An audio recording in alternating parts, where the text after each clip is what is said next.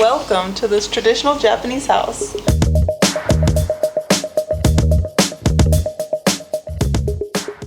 What's up, guys? We made it out of Tokyo and we came to the Kawaguchi area right next to Mount Fuji. The views here are absolutely amazing. We rented this massive Edo period style old traditional Japanese house for about $250 per night, and we're gonna take you on a full room tour. This thing is massive and it's a very, very unique experience, and I cannot believe, coming from Tokyo, how much space you get for the money when you leave the big cities and come to this rural part of Japan. Fuji Kawaguchiko is a resort town based in the northern foothills of Mount Fuji. Walking around the town, there are so many incredible views of this picturesque active volcano and the surrounding mountains. First morning at the base of Mount Fuji, and we're gonna go pick up the rental car, but look at this visibility.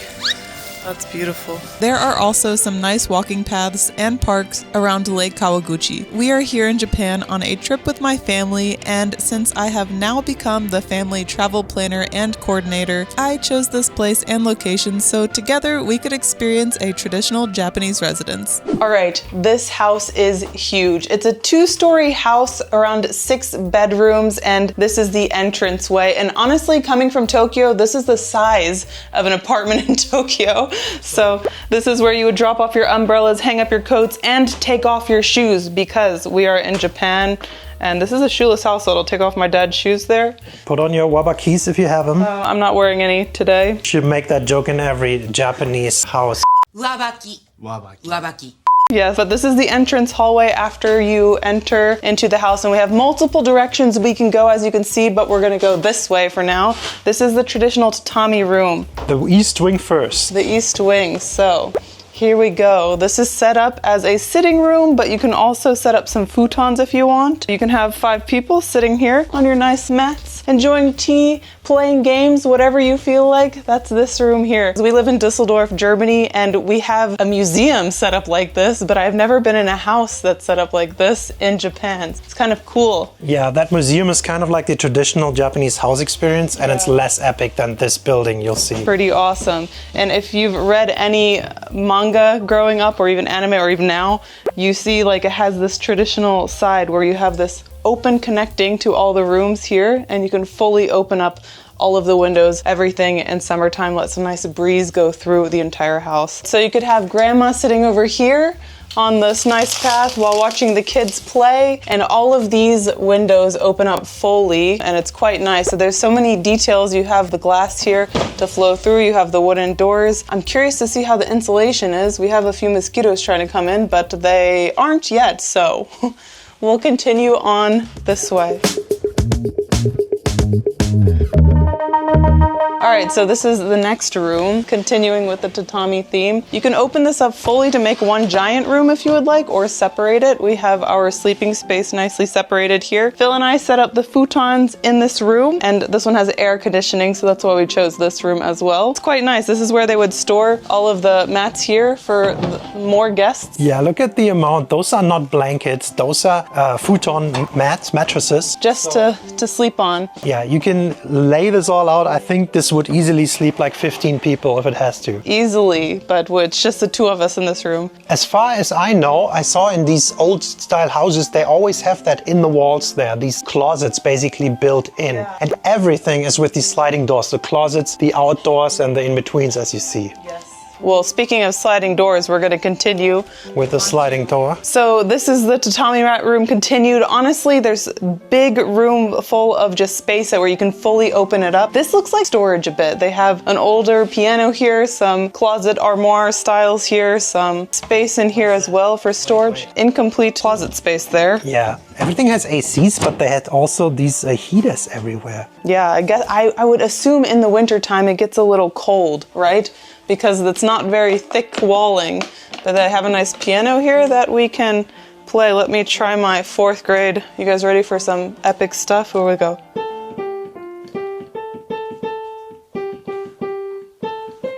There we go. Very nice. Hopefully we don't get copyright strike for that. Yeah, it's too good. It's too good. Too good. That was River Flows Through You by Diana. Arigato gozaimashita. All right, and we're continuing over to this room here. The closet storage continues here. We have some dressers in this one. This honestly looks like someone inherited this house and kept some of the traditional furniture in here, but they don't really use it, right? You have some old, very antique, very nice looking armoires here. Jewelry box. Oh, this is beautiful. You know what this looks like, this closet? At Pottery Barn, they once in the 90s or 2000s had this selection like of old apothecary tables, and this kind of looks like that. This is beautiful. Like this is, I really like pieces like this. It's just, how do you blend this together unless you have a nice Japanese style house? But yeah, this looks like it's just storage room, to be honest, but... It's the spa room, not the storage room. Because they have this massage chair that actually works. It sounds a little old, like it's making a lot of noise while moving, but it works. So this is a big plus already, and we haven't even made it to the other 2 bedrooms. They have Space Invaders, which was epic. I was so excited. It's not working. We plugged it in and it's not working. A little sad. We're gonna continue back out to the hallway, and I'll let Phil show you the other side, the west wing.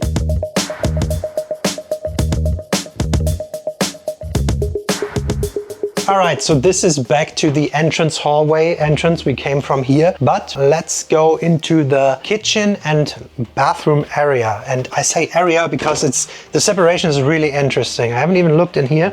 Oh, it's a little storage under the stairs. And across from that, we have the washing room, the shower or bathroom room. The wet room. The wet room. And check it out. It's basically a little bit of a private onsen, you could maybe, I don't know, probably not, but it's a wooden bathtub and it's pretty steep and deep, and I've never been in one of those. It's kind of nice. Yeah, dude, I might try to use this later on. There's a window to the outside world. Which is nice to air it out. With a mosquito net. Yeah, so bathtub is pretty cool. Full wooden walls. There's a... TV? No way. There's a TV? This is a TV? That's crazy, yeah. Yes, we can watch Thomas the Train. While sitting in a wooden bathtub in Japan. How nice is that? There's also some, I don't know, dehumidifier or aircon up there. Maybe we hang up our laundry in here. Very unique room. It's a little moist in here, but it's nice sliding door. And again, the whole room can get wet, which is very normal in Japan. And I kind of like that about these rooms. But then if you follow me right over here, we're going into the kitchen. And for Japan, this is a big kitchen. As you can see here, we have a big sink. Pretty modern appliances, to be honest. We have a gas stove with 3 stovetops, which is very big and luxurious for Japan. Dude, I haven't even looked at this. This is the fish thing, right? It's especially for grilling fish, like a fish grill. That's cool. And then underneath we have stuff in there. Am I missing something? Hitachi rice cooker. Rice cooker toaster. Very nice. Let's just check the cleanliness. One thing that Japan does really well is most of the appliances are spotless clean. Like we have that. There's some stuff for grilling, a toaster. And kettle. I wanted to do the kettle test. Is this our kettle? It's clean. How often is a kettle clean in a hotel room? Never. And you might have noticed in the bathtub room there's no sinks. So the sinks share this space with the kitchen. 2 sinks because this house is massive and made for a bunch of people, which is pretty nice. And there's actually some surface area to put your stuff. I already put my stuff there. And next to it we have a washing machine built in. Also very much luxury in Japan to have the washing machine in your house and ready to go. And then follow me over here. We have the microwave, we have a fridge. Our fridge currently is almost empty still. Somebody got eggs. No, my mom got eggs for the morning. And then from there we get into the living room. First I thought, hey, these tatami rooms over there, that would be the living room. But no, there's another tatami room right when we enter on the right. And this room is basically the most nicely decorated one. We have 2 nice 70s corduroy-ish green couches. I kind of like it. Big couch table, more surface space. There's a bell, old radio, and whoever decorated this place, I kind of like it a lot because there's a lot of this retro stuff. We saw the Space Invaders earlier, And now check this out. There's an old or new, I can't tell if this is an old version of the SNES or the new version that has PC in HDMI. This is the remake, I think. They made a digital Nintendo console with like 200 games on it. Over here, actually a pretty decent sized Sony TV, which is also pretty rare to see. And storage underneath everywhere. Yeah, storage underneath. I don't know what these are. Old radio, another kettle. I feel like we're aging when we talk about storage space and how nice it is because we're just accumulating more stuff. That's true, but also in Japan, you notice how scarce storage space is. So this room definitely feels the most cozy, the most decorated. And if we go out here, back to the entrance area, there's the entrance, as you can see. And here we go. We went through that with Diana earlier, but follow me along down the second long hallway. We're not even done with the downstairs yet. You think you're in like a video game, right? Like Ghost of Tsushima or something. It's just so cool. All of these open up, one room, next room, and then we go to the toilet. Probably the least modern part of this building. Feels like it's a semi-outdoor toilet area. Yeah. So as soon as you step in here, it gets warmer and it's not as insulated and moister. And then we have a urinal on the left, separated. And then here, if you, let me see how far I can open this. That's the toilet room. So we still have the nice Japanese toilet. However, the room itself is a little tighter, very wooden, and the outdoors is right here. That's good for when you stink it up. Yeah, let's just leave him in there.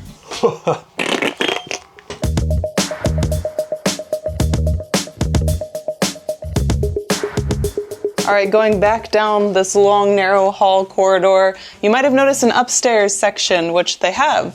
Very narrow, steep steps going up this way. So they're pretty steep.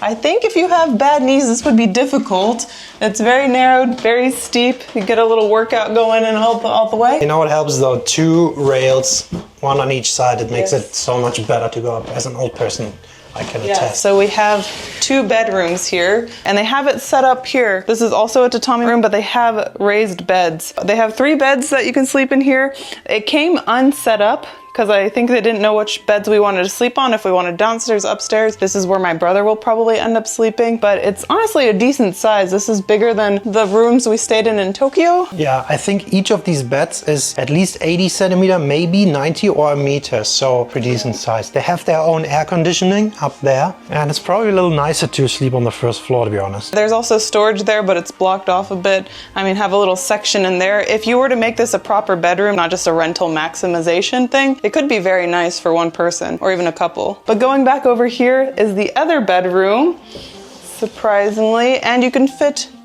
even more people. So this one is slightly bigger. It's probably the primary bedroom. As you can see, they have double storage here along this wall, top and bottom. And then they have just 3 beds set up here for rental purposes. But not just beds. A fridge too, for all of your late night snacking needs. But this is where my parents will be sleeping. They are setting up or in the process of setting up their stuff. But yeah, it's a lot bigger. This is huge, to be honest. Like even in Germany, this would be considered a very big room or a decent sized bedroom. In Shibuya, they would rent out this room sized apartment for 6 people. 100%, 100%. They have a lot of their like antique stuff here that's really cool to see. I like that. Huge thermoses. And then over here again, they have more storage, and this is where you would store all your futons if you didn't have a raised bed set up over here. I don't know, it's kind of cool. I really like the size and the space of this room. And again, the very nice fluffy cushioning. Oh yeah, they do match the colors downstairs. Look at that, look at that. And now that we've seen the inside, let's talk about the outside. The property itself looks epic at night, especially with all of these lights on. After staying here a few nights, the area is so quiet you could hear anyone walking around on the gravel. There is a sauna and multiple grills that the property management company could set up. This area really felt like a small town Japanese experience. So much so that the older Japanese neighbor who was trimming his trees started yelling at us after we parked our rental car in our correct assigned parking spot. He's just keeping a watchful eye on his neighbor's parking.